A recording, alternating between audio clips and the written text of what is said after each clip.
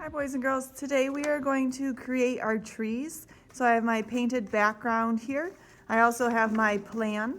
I'm going to put 3 trees on my plan. For my trees I'm going to cut just white drawing paper into long strips, and then we will add texture to those to represent the birch trees and then glue them down. So I'm first going to look at my 3 trees. This one's wider, and then 2 more that are a little bit smaller. So I'm going to take my scissors and carefully cut some pieces of paper for my trees.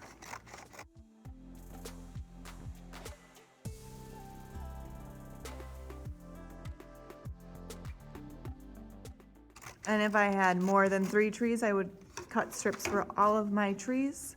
If I was doing a tree that had a split to it, I could curve the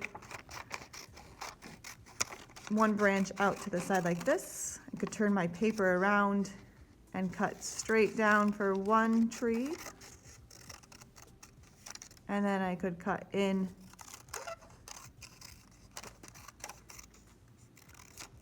for the other tree so I have a V shape. I'm going to put my paper strips off to the side for a moment.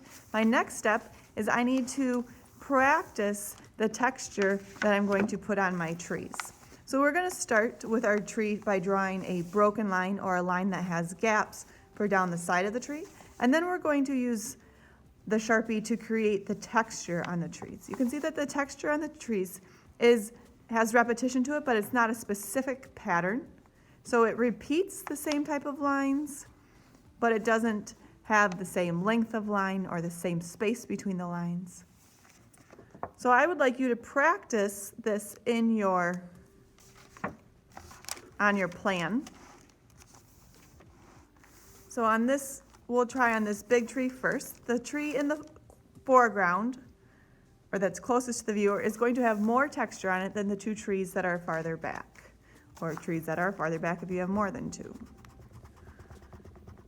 I can erase my horizon line, so I should not see that through my trees. And then I'm going to start by drawing a broken line down the edge of my tree. A broken line is a line that has gaps in it, and they don't need to be the same gap. Again, it's repetition, but not a specific pattern. And with my Sharpie, I'm using an extra fine or an ultra fine point Sharpie. I try not to press real hard. The harder I press, the thicker my line is going to be. And then I'm going to start creating the pattern that's going across. So if you look at the example again, it does not fill both sides. It kind of bounces from one side to another.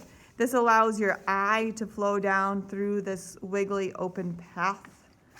The gaps in the sides also allow your eye to maybe flow out and back in. So I'm going to start at the top, and I'm going to draw horizontal lines lightly. Some of them will go almost in the middle of trees. Some of them will be broken and go past.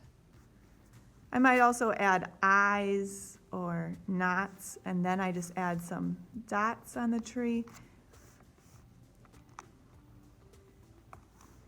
And then when I get to those with my lines, I can go through them. I can go up and around.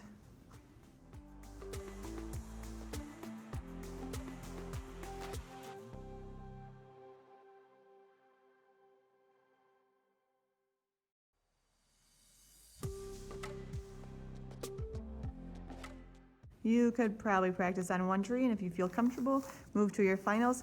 I'm liking the way that parts of this look. This part I'm not real happy with, so I'm going to come back and add a little bit more there.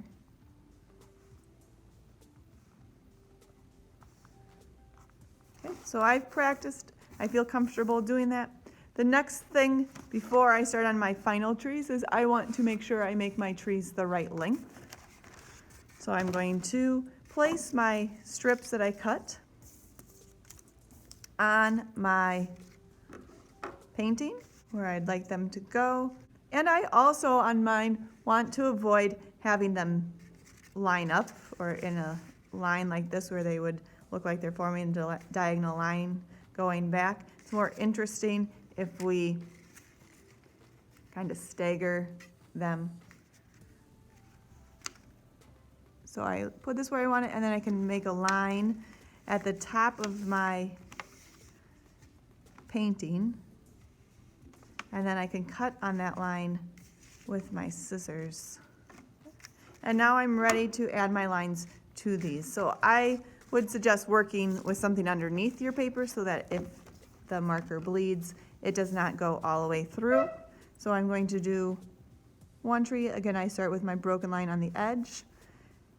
I want this to be as close to the edge of the paper as I can get, and not leaving a gap between the marker line and the edge of the paper.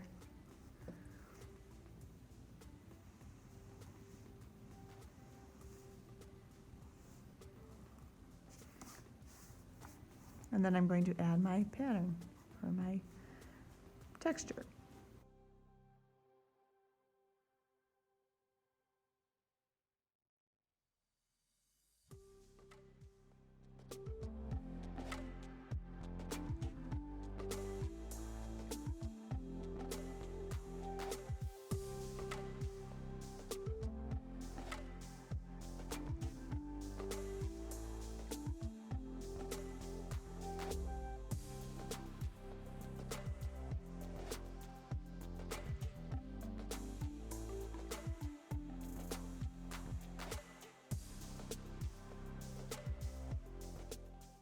Once you have the texture done on all of your trees, you're going to glue them down.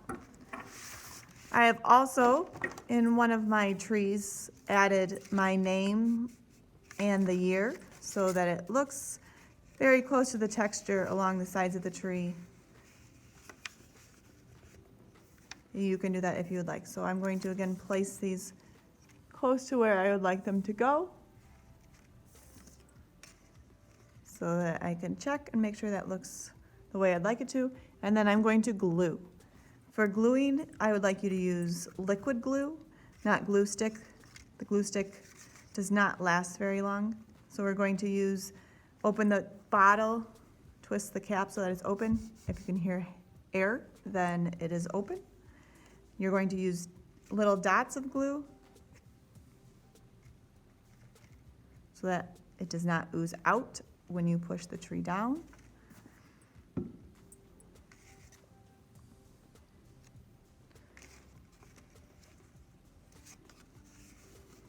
So I will hold it down at the top and then just run my finger along to press it down.